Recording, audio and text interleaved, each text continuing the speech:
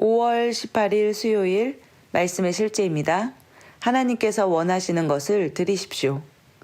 너희는 이 세대를 본받지 말고 오직 마음을 새롭게 함으로 변화를 받아 하나님의 선하시고 기뻐하시고 온전하신 뜻이 무엇인지 분별하도록 하라.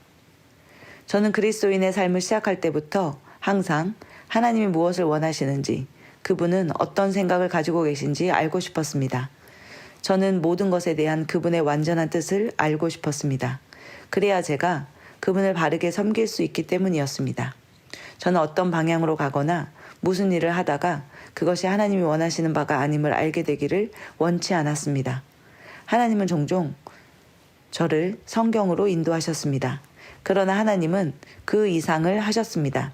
그분은 제 심령을 보셨기 때문에 특별한 방식으로 제 이해를 열어주셨습니다. 저는 이런 식으로 어떤 일에 대한 그분의 심령과 그분이 원하시는 바를 알게 되곤 합니다. 그러므로 하나님을 섬긴다는 것은 그분과 그분이 원하시는 바, 그리고 그분이 그것을 원하시는 방식에 관한 것입니다. 우리의 감정, 충동, 혹은 감각지식에 관한 것이 아닙니다. 예를 들어 하나님을 찬양하고 경배할 때 우리는 그분이 기뻐하시지 않는 방식으로 해서는 안 됩니다. 교회에서의 찬양과 경배는 하나님께 매우 중요합니다. 우리는 그분의 말씀을 따라 정해진 대로 찬양하고 예배드려야 합니다. 어떤 사람들은 박수를 치는 것이 하나님을 찬양하고 경배하는 방법이라고 생각하지만 그렇지 않습니다. 박수를 친다는 것은 갈채를 보내는 것입니다. 당신은 하나님께 갈채를 보내지 않습니다. 이와 같은 일이 우리가 과거에 행해왔지만 하나님이 교정하길 원하시는 것입니다. 그분은 예수님의 재림을 위해 그분의 교회를 온전케 하십니다. 우리는 하나님께 박수를 보내지 않습니다. 당신은 그렇지만 시편 47편 1편은 너희 만민들아 손바닥을 치고 즐거운 소리로 하나님께 외칠지어다 라고 말하지 않나요? 라고 말할 수도 있습니다. 위 구절은 구약의 사람들을 위해 기록되었지 우리가 행하기 위함은 아니었습니다. 대부분의 구약시대 사람들은 육신 안에서 행했기 때문입니다.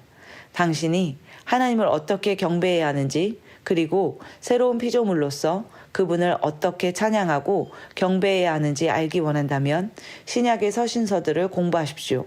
신약은 우리에게 이는 영 안에서 하나님을 경배하며 그리스도 예수 안에서 기뻐하고 육신을 신뢰하지 않는 우리가 할례파임이니라고 말합니다. 그분은 진리로 교회를 온전케 하십니다. 따라서 우리는 바른 위치에서 바르게 드려야 하고 그래야 바른 결과를 맺을 수 있습니다. 주님께서 원하시는 성령을 통한 참된 영적 예배를 드립시다. 아멘. 참고 성경 구절입니다. 요한복음 4장 23절 말씀입니다. 그러나 참되게 경배하는 자들이 영과 진리로 아버지께 경배할 때가 오나니 곧 지금이라.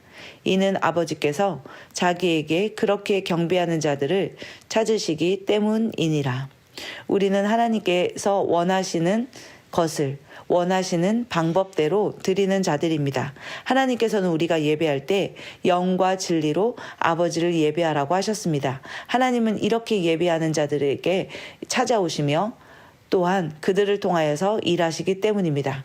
우리는 하나님께서 원하시는 것을 드리며 하나님께서 원하시는 방식대로 드리는 자들입니다. 우리는 감각 지식에 의해서 살아가는 자들이 아니라 영과 진리 가운데서 계시 지식 가운데서 하나님을 예배하고 경배하는 자들입니다. 우리는 새로운 피조물로서 그분을 경배하고 찬양합니다. 우리는 육신의 방법대로 하나님을 예배하고 경배하지 않습니다. 함께 기도하겠습니다. 사랑하는 아버지, 성령의 사역을 통해 교회를 온전케 하시고 우리가 당신의 말씀에 따라 사는 것을 중요하게 여기시도록 도우시고 당신께 영과 진리로 예배하게 하시니 감사합니다.